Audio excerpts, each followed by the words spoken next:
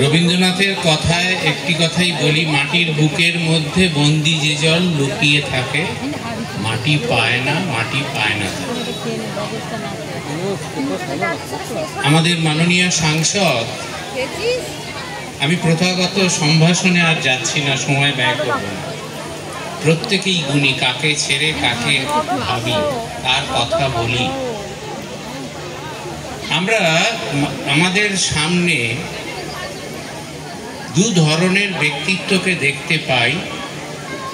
একটি হচ্ছে রাজনৈতিক ব্যক্তিত্ব, আর একটি স্তরের মানুষ যারা এই রাজনীতিরও ঊর্ধ্বে উঠতে পারেন, তাদেরকে আমরা বলি জননেতা। আমাদের বেচারাম মান্না মশাই সেই রকমই একজন জননেতা, তাকে আমার প্রণাম জানাই। তার কারণ এনাদের মতো পাগল মানুষগুলি আছেন বলেই এখনো সমাজটা টিকে আছে। এই হুগলি জেলা একটি বীর ভোগ্যা বসুন্ধরা যেমন বলা হয়, তেমনি হুগলি জেলা একদম আমাদের মাননীয় সাংসদ ইতিহাসের ছাত্রী, আর আমি তো রসায়ন শাস্ত্রের ছাত্র, আমি আরও অজ্ঞ এই বিষয়ে।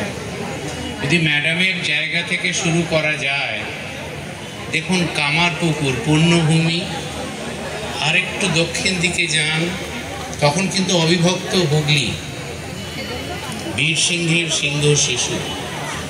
ভারতবর্ষকে আধুনিক ইউরোপীয় শিক্ষিত করার উদ্যোগ যিনি নিয়েছিলেন, তিনি রাজা রামমোহন রায়। এই সব মানুষগুলি কিন্তু প্রায় এই আমাদের হরিপাল, নালিকুল, সিঙ্গুর এই অঞ্চল দিয়েই তাদের কলকাতায় যাতায়াত। আমি সত্যি আমার অজ্ঞতার জন্য মার্জনা চাইছি। এই অঞ্চলে সারা ভারতবর্ষ যখন ভাবতে পারেনি যে আমাদের দেশের মানুষদের কেবল ইংরেজি শিক্ষা নয়, ধর্ম, বিজ্ঞান, শিল্প, সাহিত্য, সংস্কৃতির একটা সুষ্ঠু সমন্বয়ের দরকার,